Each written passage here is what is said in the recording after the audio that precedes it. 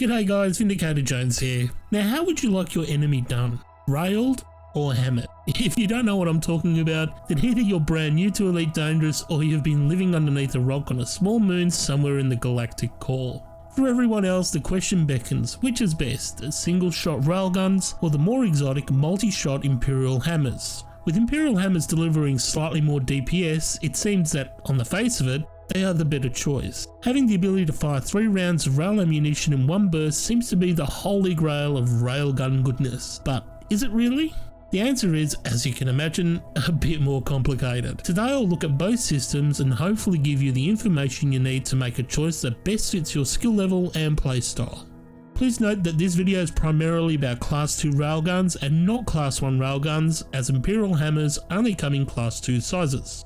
Railguns and Imperial hammers are often favoured by PvP players due to their high damage potential, but are less favoured by PvE players due to their limited ammunition storage. Although Imperial hammers have a total of 90 rounds of ammunition, compared to the standard railguns of 30 rounds, you have to take into consideration that Imperial hammer rounds are fired in groups of 3. So in effect, both weapon systems have exactly 30 shots, 31 if you want to get technical, as a round is always pre-chambered within the weapon.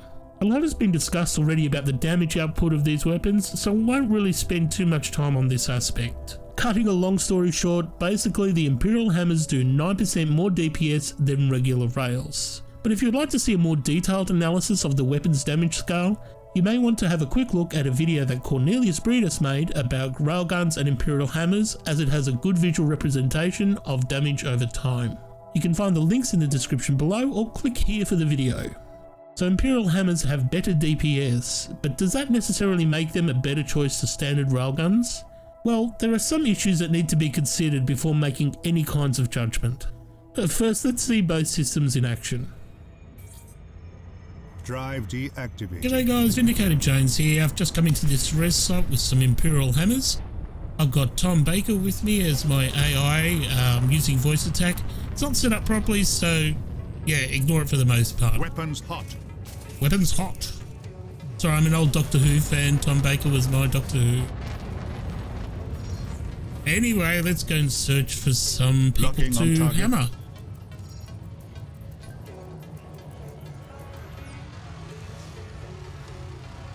Ooh, Anaconda. Let's hammer this snake. Oh, he's got a friend.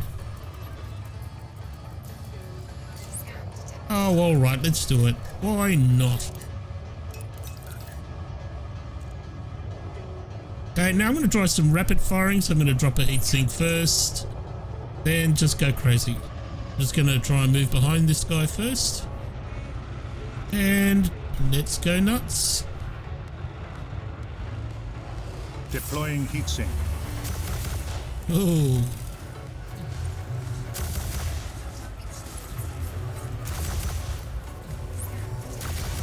Look at all the pretty sparks.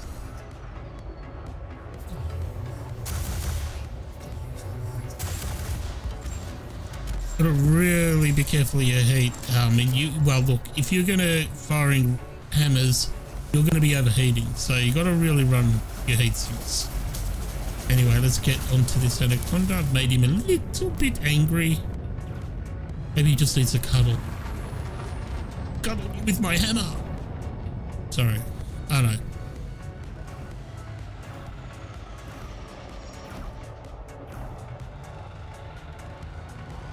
Locking on target.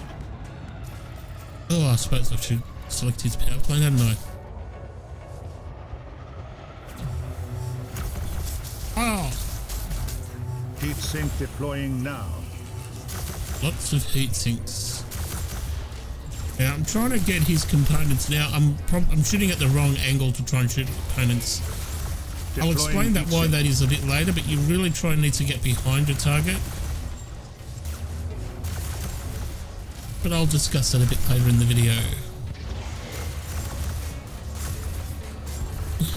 I'm just going crazy. Look at all this spark. Heatsink deploying now. Okay, slowly finishing this guy off. His power plant just went, and it's time to reverse up and finish him off. Die! Boom. Excellent. Next victim, please.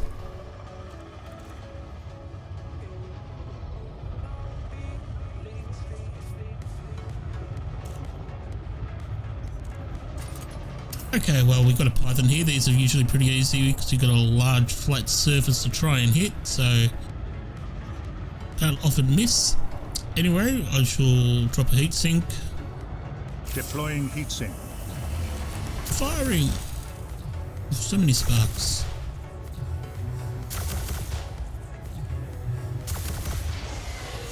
Shields went down pretty quickly, but I am overheating like crazy, but not worried about that. Deployed.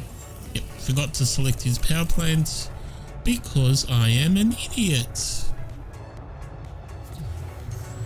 Trying to shoot the power plant.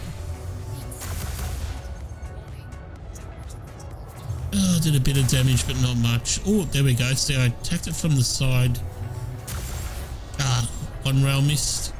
Oh, one burst. Or one rail of the burst. You know what I'm talking about. And boom. Next.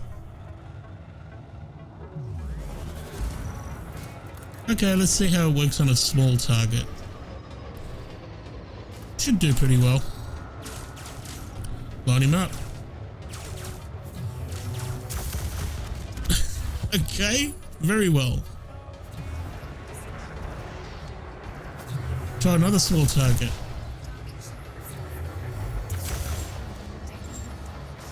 Not so well this time. I think I missed a few there though. Yeah, I missed a few shots there, but at least a couple hit. And that's one good advantage of Imperial Hammers over standard Railguns. You see, I did miss a few shots in that burst, but at least with the Imperial Hammers I was still able to land at least some damage on the enemy. Okay, let's swap over to Railguns. Okay, running Railguns now and try it out on a small target first. Let's see how we go. I've got to make each shot count now. Again, I'm trying to rapid fire with heat sinks. Missed. Oh dear.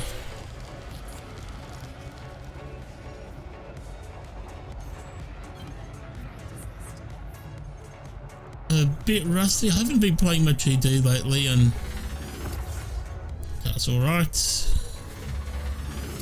Oh, missed. See, this is where Imperial Hammers might have come in handy. But that's it. Oh god, I should edit this out, but oh well, screw it. You see how much I suck.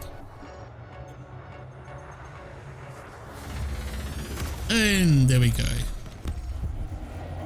If I didn't miss so much, it would have been fine. Okay, I'm trying to move in onto this little adder. Trying to line up my shot.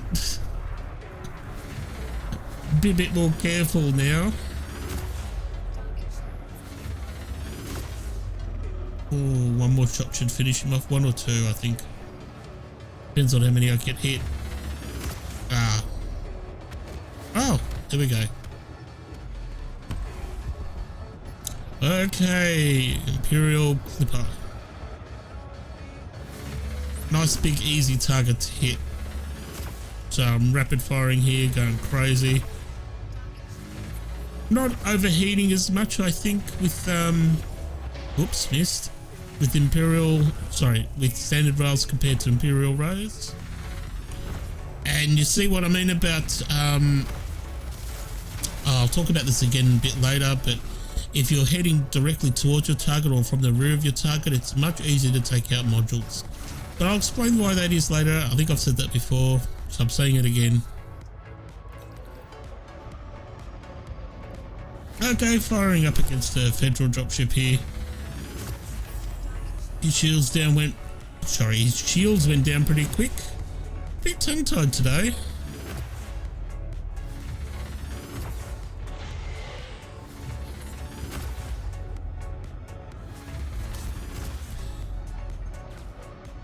Spinning around. Trying to aim for his power plant. Oh. That should do it. Oh, okay.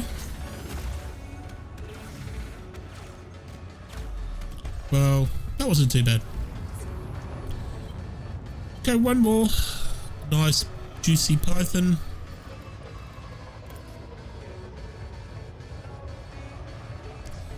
Nice, big, flat, easy target.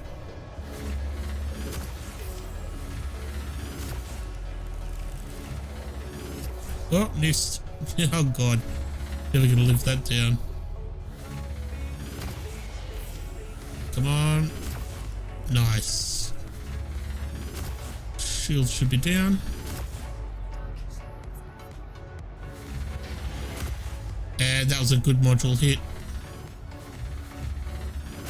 I'm trying to shoot for the power plant. Almost.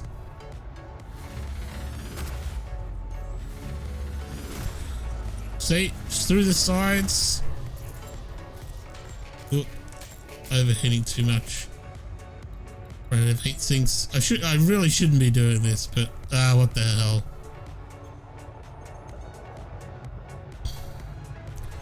Chase him down.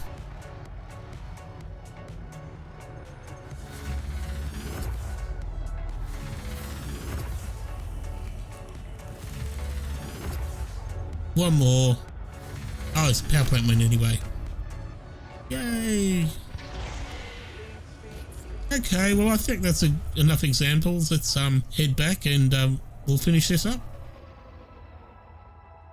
Despite what some players might say, DPS is not the be-all and end-all in a combat engagement. It's pointless having all that extra DPS if you are unable to land shots on your enemy, and this is a contributing factor when considering railguns or Imperial Hammers. A common misconception is that Imperial Hammers fire 3 standard railgun shots at a time.